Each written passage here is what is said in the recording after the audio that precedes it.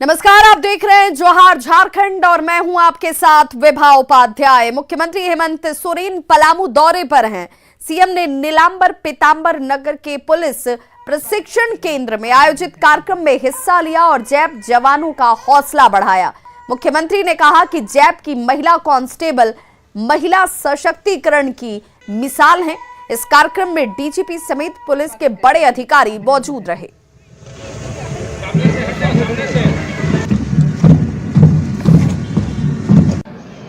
महिला उत्पीड़न संबंधित अपराध हो, चाहे साइबर क्राइम हो, चाहे सामाजिक क्राइम हो, उन सभी अपराधों को मुंहतोड़ जवाब देने में हमारे ये जवान अपनी बुद्धि, अपने विवेक, अपने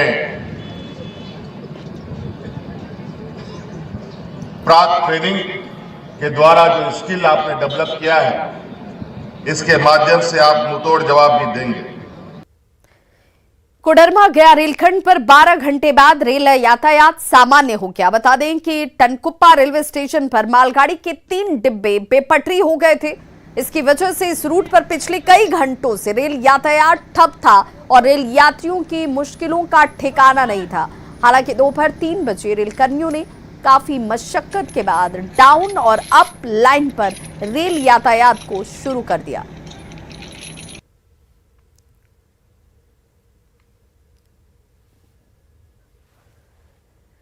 तो कोडरमा में मालगाड़ी के बेपटरी होने से कई ट्रेनें जो है घंटों ठप रही, यहां तहां फंसी रही। यात्रियों की परेशानी बढ़ी हुई नजर आई। इस रेल लाइन से हावड़ा नई दिल्ली रूट की कई गाड़ियां गुजरती हैं, लेकिन ट्रेन नहीं चलने से कई ट्रेनों को यहां पर इस ट्रैक पर इस हादसे के बाद से कई ट्रेनों को रद्द किया गया और कई ट्रेनों को डायवर्ट किया गया। हालांकि अब रेल यातायात सामान्य हो चुका है, पर इससे पहले रेल यात्री बेहद परेशान रहे। होने के बाद कोडरमा स्टेशन पर पैसेंजर्स भी काफी तसोतस में पड़ गए हैं। आपको तस्वीरों में साफ देख सकते हैं कि ये जो मेरे ठीक पीछे में जो पूरा ग्रुप बैठा हुआ है, ये आसनसोल से अपने परिवार के साथ घूमने निकला था। हालांकि टनकुप्पा स्टेशन पर जो मालगाड़ी बेपटरी हुई है, उसके बाद ये हावड़ा कालका एक्सप्रेस से कोडरमा तक आए थे। हालांकि कोडरमा के आगे ट्रेन का सफर बंद हो जाने के कारण से इन्हें इसी स्टेशन पर उतरना पड़ा और इन्हें गया तक जाना है। ये बता रहे हैं कि इन्हें गया तक जाना है। बच्चे, बड़े, महिला, पुरुष सबको मिलाकर के करीब 25 से 30 लोगों की इनकी पूरी ग्रुप है जो कि गया घूमने के लिए निकली थी। हालांकि अभी ये कोडरमा स्टेशन पर पिछले 2-3 घंटों से हैं। बच्चे भी हैं यहाँ पे, कुछ लोग ऐसे सुबह का नाश्ता भी कर रहे हैं, जो भी इन्हें मिल रहा है वो खा रहे हैं। हम सबसे पहले बच्चों से बात करेंगे और बच्चों से जानेंगे कि आखिर कहाँ वो जा रहे थे और क्या करने जा रहे थे। আমাদের কষ্ট হচ্ছে তো আমরা যেতে চাই গয়া আমরা होंडल থেকে আসছি हिंदी बोलो। हम लोग अंडाल से आ रहे हैं और इधर हम लोग को तकलीफ हो रहा थोड़ा सा स्टेशन में रहने के लिए, कहीं घूमने फिरने नहीं जा पा रहे हैं। तो वही हुआ। कहाँ जा रहे हैं आप? कहाँ जा रहे हैं? हम लोग गोया जा रहे हैं। कितने लोग हैं आप लोग? हम लोग 30-32 है। कुछ महिलाएं भी हैं, उनसे भी बात करेंगे। ये भी इसी ग्रुप का हिस्सा है और लगातार लोग हालांकि इस बात को छिपा रहे हैं। ये यहाँ पे जो कुछ मिल रहा है नाश्ते के रूप में उसे खा रहे हैं। हम इन्हीं से बात करें क्या कुछ कारण रहा और ये क्यों स्टेशन पे बैठे हुए, क्या कारण है आप स्टेशन पे बैठे हुए हैं? बोल रहा है कि ट्रेन का लाइन का कुछ प्रॉब्लम हो गया है, इसीलिए हम लोग को तो 5:30 बजे नामना उतरना था, लेकिन 5:30 बजे उतर नहीं पाए। इधर न उतर गए, इधर से हम लोग को रूट भी नहीं मालूम है। अब तो बहुत दिक्कत हो रहा है, ऐसे जाएंगे मालूम भी नहीं है, कब जाएंगे ये भी मालूम नहीं है। बच्चे लोग को लेकर बहुत दिक्कत हो। ये लगातार इस बात को ही बता रहे हैं कि इनकी बात लगातार ऐसे रेलवे प्रशासन से भी हो रही है और उनके द्वारा बार बार इस बात की संभावना दी जा रही है कि जल्दी ऐसे गाड़ी शुरू हो जाएगी, जिसके बाद ये अपने गंतव्य की ओर निकल पाएंगे। रितेश लोहानी, न्यूज़ 18, कोडरमा। सिमडेगा की नाबालिग मां को अब तक इंसाफ देने की पहल शुरू ही नहीं हुई। कल सदर अस्पताल में नाबालिग ने बच्चे को जन्म तो जरूर दे दिया। फिलहाल दोनों स्वस्थ हैं। वहीं नाबालिग की मां आरोपी के खिलाफ कार्रवाई और इंसाफ का इंतजार कर रही है। डीसी ने भी भरोसा दिलाया, पर अब तक कोई कार्रवाई नहीं होने से चिंतित जरूर है ये।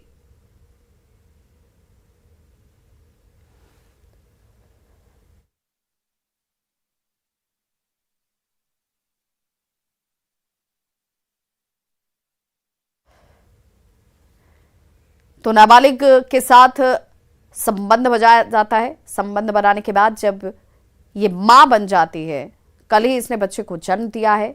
इंसाफ की गुहार बार बार लगा रही है। जो आरोपी है उसे सजा मिले, उसे पुलिस पकड़े, लेकिन अब तक कार्रवाई के नाम पर सिर्फ और सिर्फ आश्वासन ही मिला है।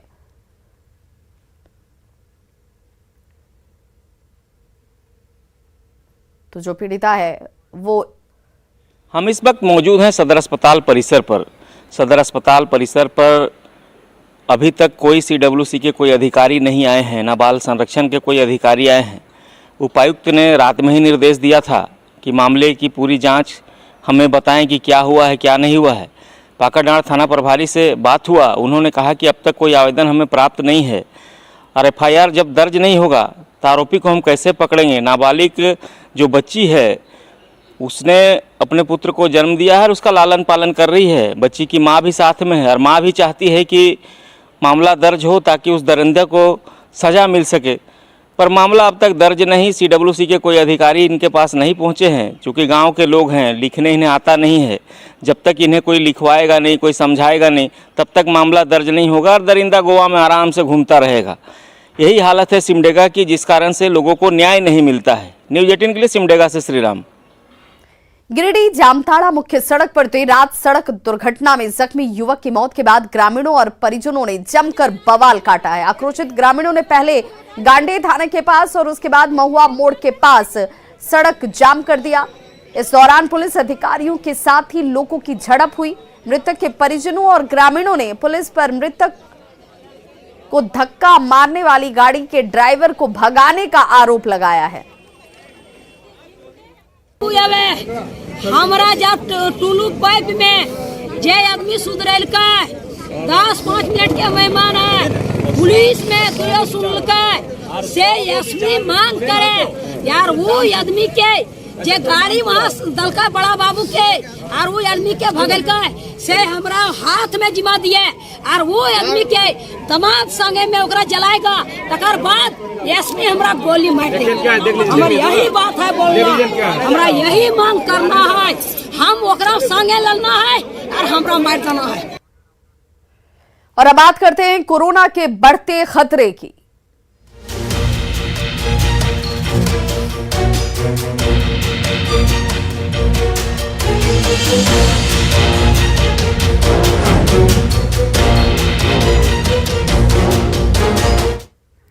बड़ी खबर गढ़वा से आ रही है, जहां कोरोना ने दस्तक दे दी। एक महिला कोरोना संक्रमित पाई गई है, जिसके बाद स्वास्थ्य विभाग अलर्ट हो गया है। संक्रमित महिला यूपी के सोनभद्र की रहने वाली है और वो अपने रिश्तेदार के घर आई थी। दरअसल महिला को परिवार नियोजन बंध्याकरण ऑपरेशन कराना है और इसीलिए वो गढ़वा पहुंची हुई थी।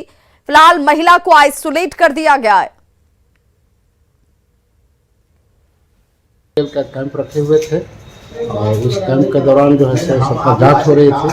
इसमें कोविड जांच में भी जो है एक महिला जो है का पॉजिटिव निकला है।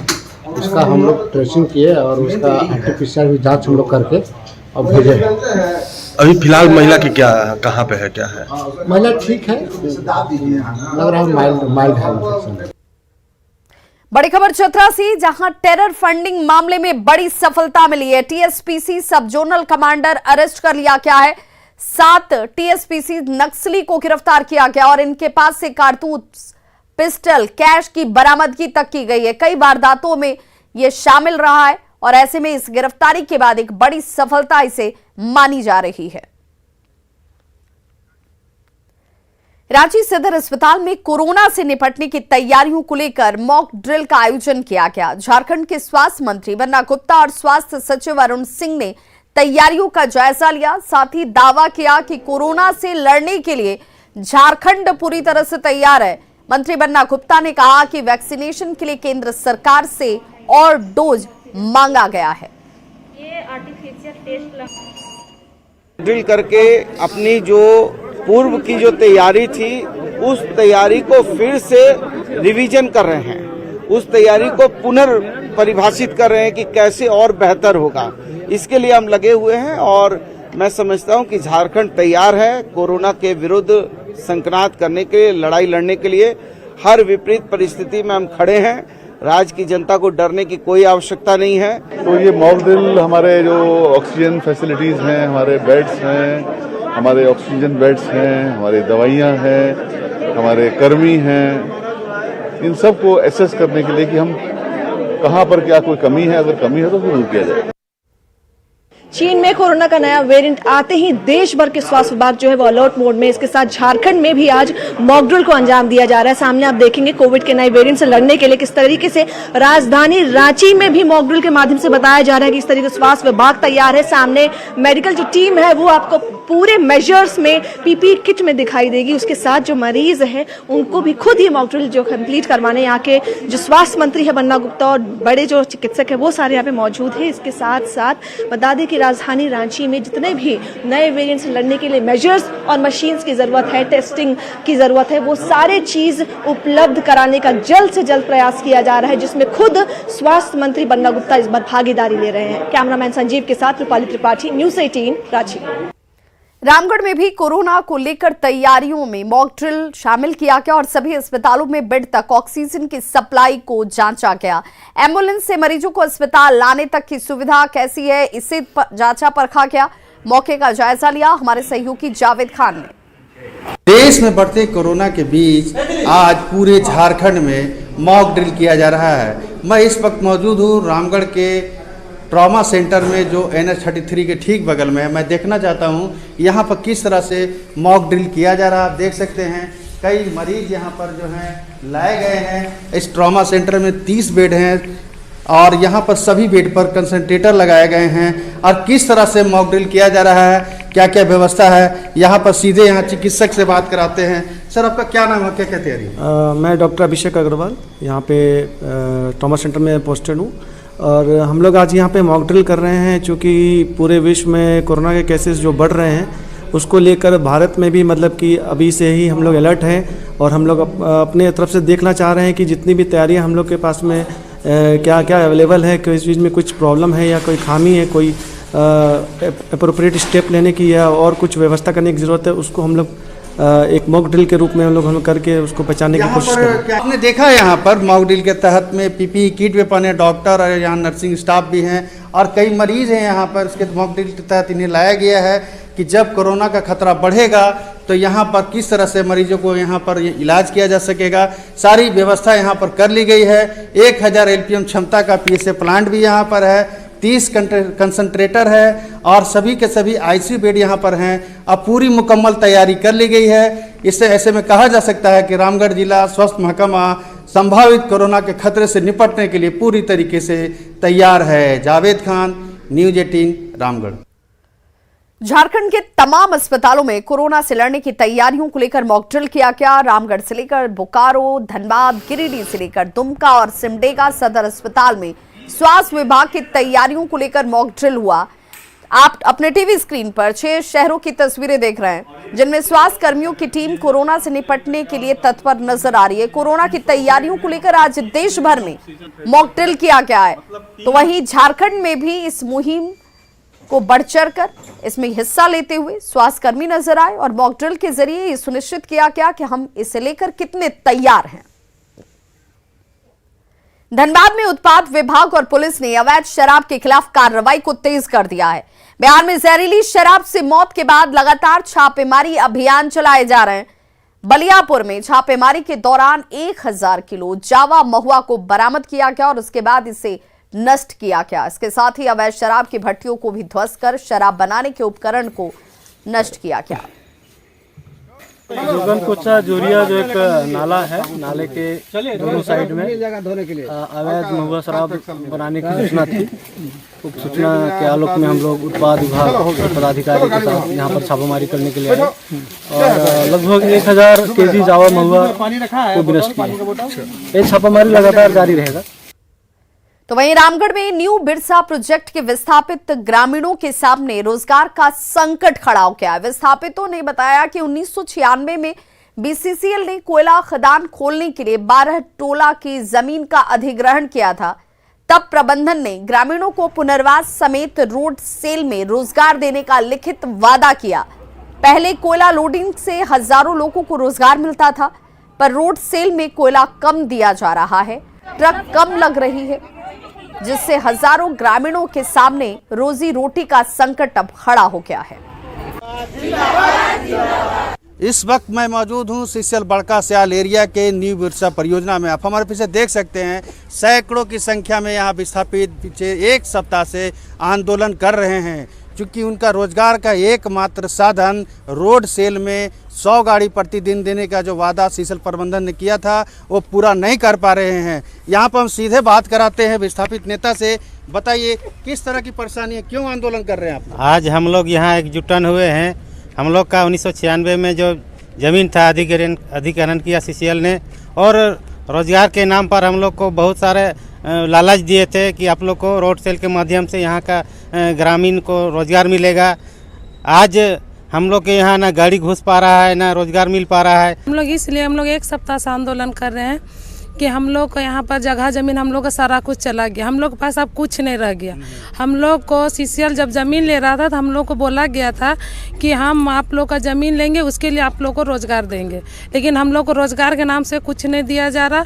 गाड़ी बोल दिया गया था कि आप लोग को सेल गाड़ी दिया जाएगा, उस पर आप लोग लोडिंग करके आप लोग को घर बुदूरा चलेगा। सारा जमीन चला गया, सभी का चला गया है। अच्छा। और जमीन लेने के वक्त यहाँ पे बोला गया था सभी को रोजगार दिया जाएगा। रोजगार के बाद में बोला गया था सेल घुसेगा, गाड़ी घुसेगी तो रोजगार होगा, घर घर बहुत दिक्कत है। अभी आपने सुना, अभी इन्हें दिक्कत है, चूँकि जिस समय जमीन अधिग्रहण सीसीएल ने किया था कहा गया था कि 2 एकड़ जमीन के बदले नौकरी दी जाएगी। वो तो कई लोगों को मिल चुका है, लेकिन जिन लोगों को नौकरी नहीं दी गई थी सीसीएल में उन्हें रोड सेल के माध्यम से रोजगार उपलब्ध कराया गया था।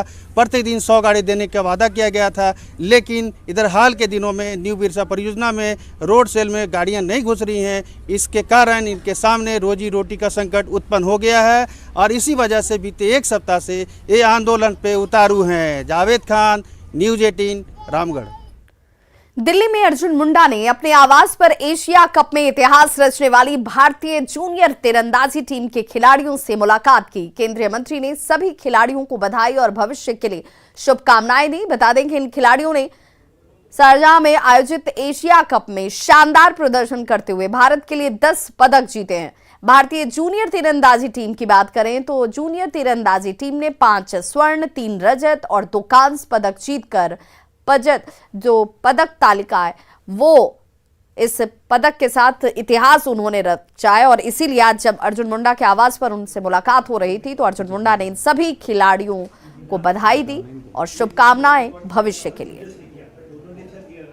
सबसे पहले तो अच्छे परफॉर्मेंस के लिए जो शारजाह में हमारे आर्चर्स ने बहुत अच्छा परफॉर्म किया, इसके लिए सारे आर्चर्स को मैं बहुत बहुत बधाई देता हूँ, बहुत शुभकामनाएं और बहुत अभिनंदन।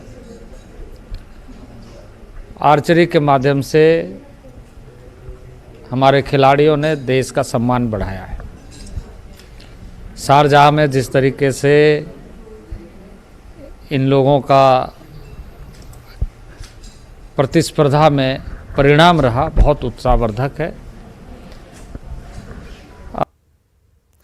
आंध्र प्रदेश में राष्ट्रीय आदिवासी छात्र शिक्षा समिति की ओर से 17 से 22 दिसंबर तक आयोजित तृतीय एकलव्य आदर्श आवासीय विद्यालय राष्ट्रीय खेलकूद समागम में दुमका के एकलव्य मॉडल की 2 छात्राओं ने गोल्ड मेडल जीतकर राज्य का नाम रोशन किया है। संथाल के ग्रामीण क्षेत्र से निकलकर छात्राओं की सफलता से लोग बेहद खुश हैं। दोनों छात्राएं पुलिस में भर्ती होकर देश और समाज की सेवा करना चाहती हैं। राष्ट्रीय प्रतियोगिता में दुमका की काठीजोड़िया विद्यालय की 2 छात्राओं ने दुमका ही नहीं झारखंड का नाम रोशन किया है। इस वक्त हमारे साथ वो दोनों छात्राएं हैं, हम उनसे बात करते हैं और जानते हैं कि किस तरीके से उन्होंने ये गोल्ड मेडल हासिल किया है। हासिल करके बहुत अच्छा लग रहा है, क्योंकि पहली बार हम थल सैनिक कैंप में जब हम वहाँ पे फायरिंग किए थे तो मेरा 2nd पोजीशन में आया था, जो कि हम सिल्वर मेडल लाए थे और ग्रुपिंग में ब्रॉन्ज मेडल। और इस बार हम बहुत ज़्यादा कोशिश किए थे, इस बार इसलिए कोशिश ज़्यादा था, इसलिए हम इस बार गोल्ड मेडल प्राप्त किए हैं। हमको बहुत खुशी लग रहा है पदक हासिल करके। ये मेरा दूसरा नेशनल था, पहले बार भी हम लाए थे 2nd सिल्वर मेडल, और इस बार ग्रुपिंग में मतलब क्या बोलते हैं टीम में लाए हैं और इंडिविजुअल में लाए हैं सिल्वर। सेकंड। मॉडल आवासीय विद्यालय काठी जोरिया दुमका की दो छात्राओं ने हम लोगों को बहुत ही प्राइड फील कराया है। इन लोगों ने नेशनल EMRS मीट जो आंध्र प्रदेश गुंटूर में आयोजित हुई थी, वहाँ जाके ये दुमका झारखंड का परचम लहराया है और काफ़ी प्राउड फील हो रहा है कि मैं उनकी शिक्षिका हूँ और साथ में मैं एसोसिएट NCC ऑफिसर भी हूँ। तो ये दोनों छात्राएं थी जो आंध्र प्रदेश में राष्ट्रीय प्रतियोगिता आयोजित हुई थी, वहीं पर दोनों ने गोल्ड मेडल को हासिल किया है। विजेश कुमार, न्यूज़ 18 दुमका।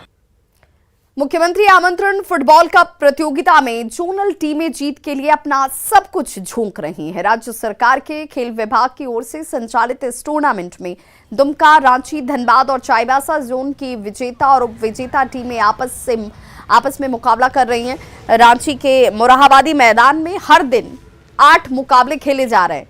इस मुकाबले में कुल 4 टीमें चैंपियन और 4 टीमें उपविजेता होंगी। खेल को बढ़ावा देने के मकसद से बालक और बालिका वर्ग में पंचायत और प्रखंड स्तर की टीमें चैंपियन बनकर अब जोनल ट्रॉफी जीतने के लिए एड़ी चोटी का जोर लगा रही हैं। बालिका वर्ग में इस बार चाईबासा का पलड़ा भारी माना जा रहा है। चाईबासा की टीम से बात की न्यूज़ 18 संवाददाता संजय कुमार सिन्हा ने। मुख्यमंत्री आमंत्रण फुटबॉल कप प्रतियोगिता का सोमवार को आगाज हो चुका है।